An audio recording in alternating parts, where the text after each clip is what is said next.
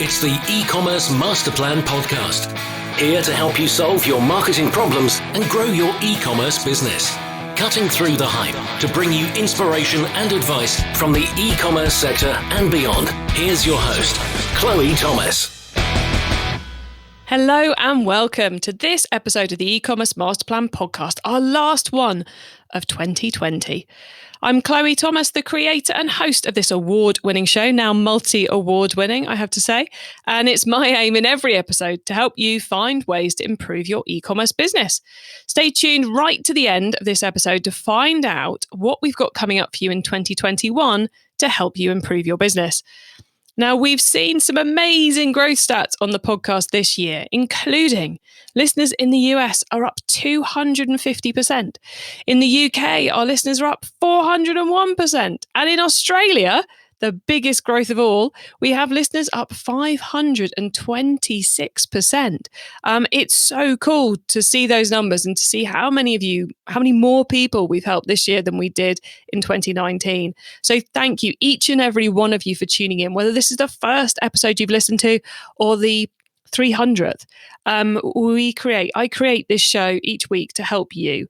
And when I see stats like that, I know we're doing what we should be for you. In today's episode, we are catching up for the fourth and final time with our 2020 startup story. That's Simon Driscoll from UXB Skincare. He's going to be updating us on what's happened since we last caught up with him in August. He's going to be talking about some influencer activity he's been giving a go to. He's going to be talking about how his quiz has come on. You may remember from last time, he was talking about setting up a quiz on the website for email capture to then lead into a segmented welcome campaign. Well, it's up and running now, and he's got great things to share about that. Pinterest ads get a mention.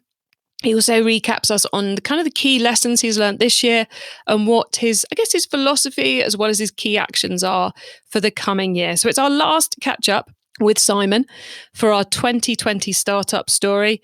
So we're going to meet up and chat to Simon in just a moment. But before we do, please check out the sponsors. This podcast is brought to you by Klaviyo, the ultimate e-commerce marketing platform for brands of all kinds and sizes.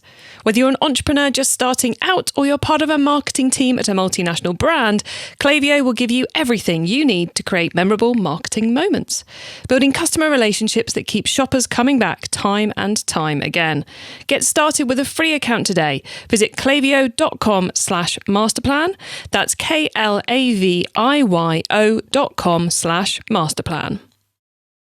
Smart Freight can help you save time and money.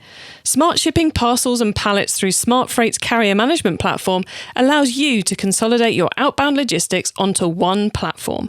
With over 650 carriers worldwide, Smart Freight has you covered by ensuring you are always going via the cheapest, fastest, or greenest eco-friendly option. Visit smartfreight.com to book a demo today. And now to introduce today's special guest. We're joined for the fourth and final time today by Simon Driscoll from UXB Skincare, who's been sharing his startup journey with us all year. And what a year it's been. Hello, Simon. Hi, Chloe. Good to be back for this final session. Looking forward to talking to you. Yeah, likewise. And I should say a huge thank you for finding some time the week after Black Friday to record this, because I know there's an awful lot of work to be done at the moment. So a huge thank you to you for finding the time. It's greatly appreciated. No worries. Wouldn't miss it. And the last time we caught up, of course, was August. Since then, we've had more lockdowns, vaccine news, Black Friday, Cyber Monday, and we're now in the run up to Christmas. So how have the last few months been for you? It's been really good, actually. I think last time we spoke, we were talking, I had some products in the work, and I was working on a kind of skincare quiz type thing. One of the good things that happens because of this podcast is that people kind of reach out to me afterwards and give me advice and stuff like that. And that happened last time. So there's a lady called Rachel Clark from a brand called Nut and Noggin. It's a shampoo bar. and she's got a background in beauty PR. So I had a bit of a chat with her on the phone, and she gave me some brilliant advice about influencer marketing and that. So I concentrated a bit on that leading up to the Christmas period. So I've been doing. She told me about this Facebook group, UK influencers. You can find influencers in there. So I've actually today got a giveaway live with an account that's got like 100,000 followers. So my Instagram is going a bit mad today. But so it's really good just talking to another entrepreneur about like how the lonely solo entrepreneur journey and how to do stuff. So that was really good. It's been really good. After every single one of these podcasts, someone has recommended a book or found me on LinkedIn. So it's been a really good experience. So you've got a nice community behind the scenes there listening to this podcast. Yeah, and a lot of the guests say they get really interesting messages from people, kind of support or help or tips and recommendations. But you must, after this, drop me Rachel's email, because it sounds like we need to get her on as a guest. Yeah, she'd be really good actually. Years and years of experience in PR, so I'm sure she's got some things to tell your listeners. No, definitely sounds good. But we're not here to talk about my podcast scheduling. We're here to talk about how things are going. So with the influencer campaigns, then, have you're doing it very organically. You're not gone to an agency or gone big. You're doing it quite kind of test and measury. Exactly. Yeah, I'm. It's purely gifting, no payment, and I'm just finding, when you own a beauty company, you do get a lot of inbound inquiries, but I'm being a bit choosy about the kind of the amount of followers and the engagement with their followers and the type of content they produce. There's a lot of accounts out there that just take a picture of your products on a sparkly background, and then that's it really. So I'm trying to find people who are kind of a little bit creative, have good engagement, and I get some good content out of it, and some extra followers and that kind of stuff. So it's been good. So I'll keep doing that, and try and work my way up the influencer ladder to bigger and bigger accounts. But it's amazing once you do find a big account that's interested in working with you, the amount of I'm getting it's only live for one day, and I'm getting sales and I'm getting followers today. So it's been really, really good. I'll do that in the future. But that was I think the other thing was the quiz, and I was listening to your podcast with Shiv from Innermost. I think it's episode 301. Yeah. And he was saying that he had this quiz for his supplements where you answer a few questions and they recommend some stuff on it. And I mentioned that I was going to do a similar thing for skincare. So that's what the other thing I've been working on. Because the hardest thing with skincare really is you have to kind of diagnose your skin conditions, and is it oily, is it dry, do I have hyperpigmentation, all that kind of stuff. It's really, really hard. And then you have to find ingredients and products that work with that skin condition. Then you have to work out how to work those products into your routine. So I developed like a skin analysis quiz on my website, and you answer a few questions, and you get a personalized skincare routine in the email. So I've been heavily leaning on Klaviyo. I'm a bit of an expert now on Klaviyo. So if I can get geeky, I'm absolutely blown away with what you can do with that tool. So I've got a load of whenever you complete the quiz and enter your email, a load of data gets captured about the user into these custom properties that you can have against a profile. And then I create segments off the back of those properties and then flows off the back of those segments. So everyone gets a personalized email flow that kind of does that job that you kind of do in the offsite funnel, cold traffic, warming them up to get to know the brand, do a kind of a recruitment offer, which is, I learned that off Mark Hammersley. It's just a kind of like something they can't really turn down. And this flow goes on for like 30 days. There's a couple of offers in there. There's lots of information about their skin and how they can make it better. And that's working really, really well. right now. So I've got a few hundred people. It only went live like a week or so ago. A few hundred people, all neatly segmented, and getting email flows for the next 30 days.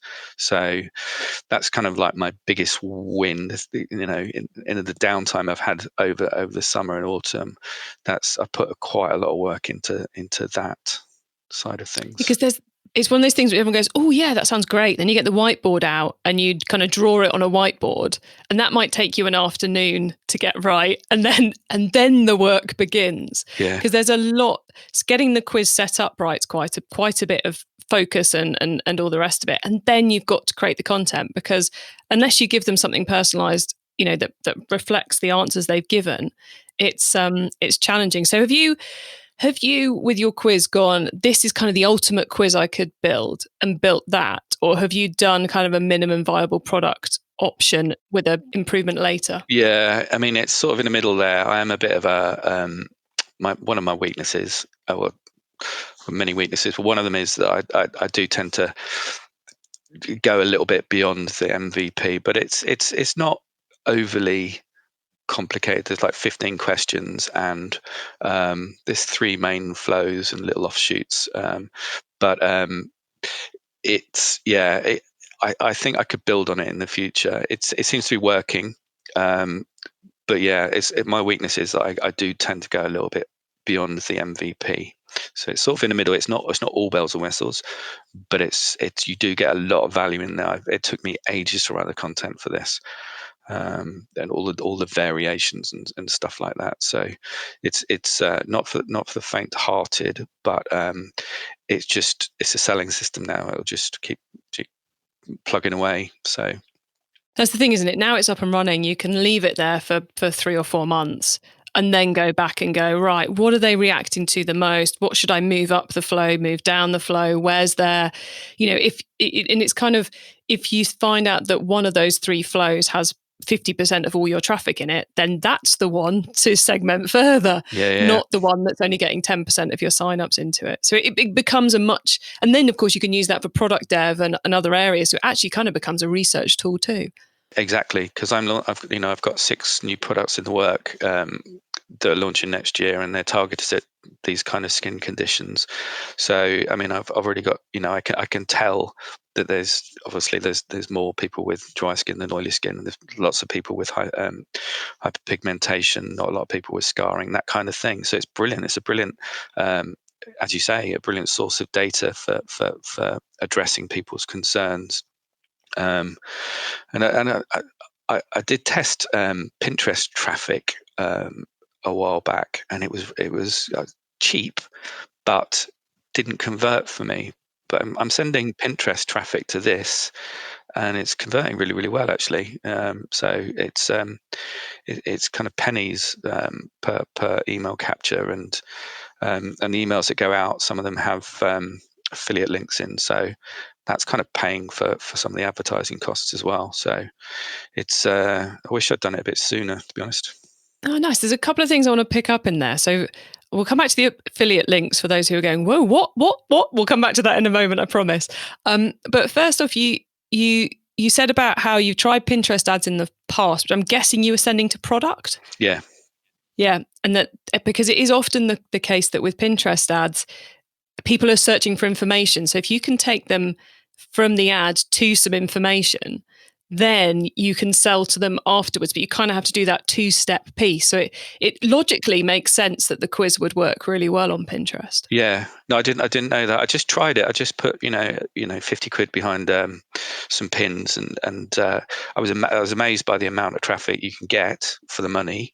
But yeah, I think they're a platform to look out for, to be honest. They're advertising, even over the summer. The advertising platform seems to have changed and be evolving quite quickly. So with all the kind of costs rising on Facebook and stuff, it's worth keeping an eye on some of these other channels. It's interesting. I've been literally half an hour before we're recording this, I've been trying to get through the whole of the AdWorld conference, which is a fascinating conference. If anyone's not paid attention to that this year, they're doing it again in May. And it covers all manner of different topics. There's like hundreds of sessions across the 3-4 days. And there's been a lot in that, the one that happened in October, November, that was all about Pinterest ads, and a lot of Facebook ads experts, or one or two Facebook ads experts, who instead of talking about Facebook ads, were talking about Pinterest ads as the next big spot. So I think you might be on the money there, Simon. Oh, cool. I think we're gonna hear a lot more about Pinterest ads in the coming 12 months. Yeah. But let's come back to that affiliate piece. So in those welcome campaigns you've got set up, those that are coming off the end of the quiz, those segmented groups, you're also linking them to people other than yourself, with affiliate links. So what led you to do that? So I've only got products. I've got cleansers. I've mainly got cleansers and stuff, but they are targeted towards kind of different skin types. But if you're putting together a proper skincare routine, you kind of need moisturizers and, serums that correct, problems and stuff like that. So I don't have that yet. I will have soon, but I wanted to this email, this personalized skincare routine that goes out to you to have real value. So I put in links. I did all the research into the products that had the most reviews, were getting the biggest buzz around different skin concerns. Then I joined AWIN, which is an affiliate network. And the personalized skincare routine that goes out, it's not just UXB products. It has products from lots of different brands, lots of different price ranges, and yeah, it's dry. It's actually, I'm making some money. Obviously, I'm driving. It's costing me money to drive traffic to the quiz, but I'm actually getting some of it back on the back end through the affiliate network. I think that can only increase the level of trust you're building with the welcome campaign if you're also putting in place products they've probably heard of before, because you've researched and you picked the best of the breed, but also that you're giving them that full picture. You're not just going, oh, well, we're not going to talk about moisturizers because I haven't got one at the minute, but we are going to talk about moisturizers, and this is what someone else is providing that's going to be great for your skin. Yeah, I've never been shy about recommending other people's products, and I really wanted it to have a real value for people. So it's hopefully it marks me down as a kind of not trying to push my own products with this quiz, adding some value, and if they click the link, then I've dropped a cookie and I'm getting some money if they ever buy that product. So yeah, no, it's I will be replacing some of the products with my own products when I have them, but for now it seems to be working. I mean, good open rate, good clicks on all of the emails in the flow so far. Excellent. And we are now about 12 months from the first time we caught up about the UXB skincare journey. So looking back over what's been quite an unpredictable year, to be fair, are there any kind of key lessons you'd say you've learned from this year of getting things going that if you were going to do it again, you might do differently, or that you're really, really pleased you did? I can't think of anything really. I would have done this quiz a bit earlier, maybe, and learned a bit more about the selling funnel, and how to warm up traffic. I think I joined Mark Hammersley's e-commerce group and learned a lot about how to make your website a bit more authentic, and how to make it look like a trustworthy website that you'd buy from. So I think next year I'll probably concentrate a bit more in kind of product photography and make it look a bit more high end. So it's a bit more kind of it's kind of put together in a bit haphazard way with no kind of brand guidelines, any of that kind of stuff. So I need to invest a bit more time in that to make it look just on point. But I think it's I kind of have to make mistakes in order to learn all this stuff. So I don't think I don't think I've made too many. It's just I think I need to. With skincare, you kind of need to warm customers up. There is a switching cost to move into a new brand. I probably would think a bit more about my offers. I think I would have probably done more planning around promotions and that kind of stuff. So putting in place a proper kind of 2-monthly or whatever promotional plan. Do more with email, because I've just been doing campaign blasts, and they're fairly infrequent. So systematize things a bit more, I think, is probably where I'm going next year. So I need to put together my own e-commerce master plan for next year. But I kind of had to go through those kind of learning steps of how to do that. So I think I'm in a good place for next year. Yeah, there's always that balancing act between, do we automate now or do we learn a bit more before we automate?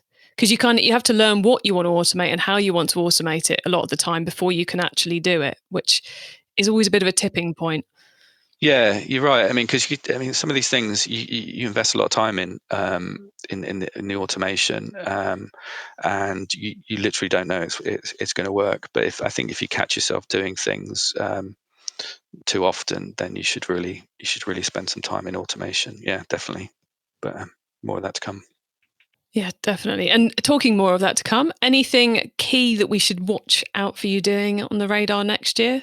Well, I've got 6 products out with testers at the moment, so I'm going to launch those next year, and I want to do proper launches. I've been very kind of soft launchy so far, so I'll be doing more of that, and then off the back of, because I do get repeat purchases, so I'm going to invest a bit more in life cycle marketing, and put some automation into that as well, because I've got data on kind of the buying cycles and stuff like that. So I might send out an email just before I think they need replenishment, one after, kind of that kind of thing, with offers. So I just need to put in place some systems around getting that lifetime value up a bit next year, and again, just making the website look a bit more coherent. Yeah, which of course helps with everything from getting email signups right the way through to getting the 3rd or 4th purchase, doesn't it? Yeah, there is when there's so many brands out there that you've never heard of before, and you land on their homepage and you don't trust it. Are they a drop shipper? Are they, just, I don't know, just untrustworthy? You need to put a lot of effort into making your offering look quality. That's why shops put lots of thousands of pounds into kind of merchandising and window displays and all that kind of stuff. It's you need to give off that quality vibe and trustworthiness. E-commerce Master Plan is supported by some of the greatest companies in the e-commerce sector. Here's a reminder of who they are. Success in 2021 means building stronger relationships with your customers. Last year saw a lot of consumers switching to buy online, leading to surges in new customer acquisition. So how are you planning on turning your new first-time buyers into profitable repeat customers? Well, that's what Klaviyo is for. Klaviyo helps businesses create memorable marketing moments through email, SMS, and personalised website experiences. And that is what creates repeat purchases. That's why Klaviyo, the ultimate e-commerce marketing platform, is used by over 50,000 e-commerce brands around the world. Get started with your free account today. Visit klaviyo.com/masterplan. That's klaviyo.com/masterplan. Customer experience when shopping online is crucial, and it doesn't stop at the checkout. Smart Freight plugged into your e-commerce platform allows your customers to take the driving seat when it comes to selecting a shipping service. And branded tracking communications keep your customers informed of their order's journey all the way through to receiving their parcel. Visit smartfreight.com to book a demo today. It's time for the top tips round. Okay, I love this section because it gives me and our listeners some really quick ideas for taking our businesses to the next level. So, Simon, you ready for the top tips? Hit me, Chloe. Again with the top tips. How much more can we get out of you? Your 4th time through. Okay, the book top tip. If everyone listening to this podcast agreed to take Friday off and read a book to make their business better, which book would you recommend? So I've just finished one book and I've just started another book. Can I mention them both? You can mention them both. Cool, because it's me. So I've just finished Decoded: The Science Behind Why We Buy, by Phil Borden, who's an Ogilvy. He used to run Ogilvy, the advertising agency. It's really, really good book about the psychology of packaging and advertising. So that's what I've just completed. And then I've just started, or I'm kind of like 2/3 of the way through, Competing Against Luck by Clayton M. Christensen. And he's the guy who invented the jobs to be done theory of why we buy products. So we hire products to do a particular job. And it really helps you kind of get inside the customer's mind about why they buy things. Nice. I like that. Getting inside the customer's mind in both cases, really. Okay. The traffic top tip. Which marketing method do you either prize above all others or think doesn't get the press it deserves? I think the social media driving to email is my 1-2 punch now. I think getting the traffic to this quiz has kind of opened my eyes to the power of email and what you can do with it. Nice, I like it. Okay, then the tool top tip, maybe a collaboration tool, a social media plugin, a phone app, or just a way of working. Is there a cool little tool you use that makes you and your team more efficient from day to day? Well, I've been using a tool called Crello, Crello, to do my kind of social media ads and stuff, and it's just, I'm okay in Photoshop and that kind of stuff, but it's just so easy to create videos and Instagram stories and stuff inside it. So I'd really recommend that tool. Oh, anything that makes graphic design easier Yeah, cheap as is, well. Very cheap. especially when it comes to social media. It's got to look good, but it only lasts for minutes. Yeah. It's Yeah. Oh, cool. Crello. We'll have to check that one out. And the growth top tip. If you met someone today who's focused on growing their e-commerce business from 100 orders per month to 1,000, what would be your number one tip for them? Get to know your customers, I think, and why they're buying your product. And I think if once you understand that a bit more, it makes the selling a lot easier. How you position your product and how you communicate the value to them. I think that's the kind of hurdle you need to get over for selling. It's just that's why I'm reading a lot of psychology books at the moment. Yeah, the more you can understand the customer, Yeah, the easier it is to sell to them. yeah, And it's a never-ending challenge, though. yeah. No, totally. But yeah, it's really interesting. I've really a better appreciation for marketing now. So yeah, It's an endless learning curve, marketing. totally. Sorry about that, everybody. Never ends. Yeah. Well, look, Simon, where can people find you and your websites if they A, want to buy some of your products, B, want to check out your quiz, or C, want to get in contact with you with some other top tips? Well, the website is uxbskincare.com, and the social media is all UXB Skincare. And if you want to email me, my email is simon@uxbskincare.com. And yeah, just get in touch if you want any advice about moisturizers. Love it. And Simon, just say thank you so much for taking the time this year, for coming on the show so many times and sharing with us how your journey's gone and how things have been put in place, how you've managed with the chaos of this year and how it's going with the business. And it certainly sounds like you're set up for a very, very exciting 2021. So wish you all the best for the future and a huge thanks for being here. Thank you very much, Chloe. It's been an absolute pleasure, and I've got so much value out of this as well. So thank you. Oh, my pleasure. And we should also say thank you to everyone out there who's given Simon tips along the way as well, because it sounds like you guys have done a sterling job. Yeah, they're brilliant. Your audience are brilliant. Thank you.